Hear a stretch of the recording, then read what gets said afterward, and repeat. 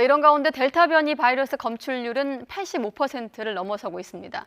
높은 감염력에 이미 접종을 마친 요양시설 어르신들이 다시 확진되는 돌파 감염 사례가 늘고 있습니다. 전문가들은 항체 지속 기간 등을 고려해서 10월 이후부터는 추가 접종을 권고하고 있습니다. 이영원 기자의 보도입니다.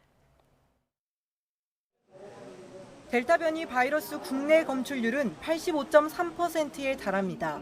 빠르게 확산하면서 직전 주보다 12.2%포인트, 한 달여 전과 비교하면 80%포인트 넘게 늘었습니다. 델타에서 변이 부위가 추가된 델타 플러스 감염자도 1명 늘었는데 접촉자 가운데 추가 확진자는 없습니다. 백신 회피력이나 중증도가 델타 변이와 유사할 것으로 추정되는 람다 변이는 국내에서 아직 확인되지 않았습니다. 람다 변이가 이제 국내에 유입될 수 있는 가능성도 이제 부정될 수는 없습니다. 이런 변이들에 대비한 그 일반적인 대책을 충분히 마련하고 이행해 나가는 것이 중요하다고 봅니다. 감염력 높은 델타 변이 확산에 백신 접종을 완료한 뒤 돌파 감염되는 사례도 늘고 있습니다. 2,000명을 넘어섰는데 이 가운데 500여 건을 분석한 결과 65%가 델타 변이 감염자였습니다. 최근 잇따른 요양시설 집단 감염도 대부분 돌파 감염입니다. 지난달 말 이후 모두 159명이 확진됐는데 접종 완료자가 134명입니다.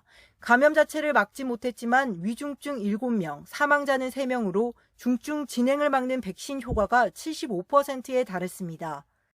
완전 접종률 80% 이상인 집단임에도 델타 변이, 고령의 기저질환자, 산밀 환경에서 장시간 노출 등의 요인으로 인해서 발생률이 높았던 것으로 요양시설 어르신 접종이 지난 2월 말부터 시작된 만큼 항체 지속성이 조금씩 떨어지는 데다 감염력 높은 델타 같은 변이가 계속 확산할 것에 대비해 추가 접종을 서둘러야 한다는 지적이 나옵니다.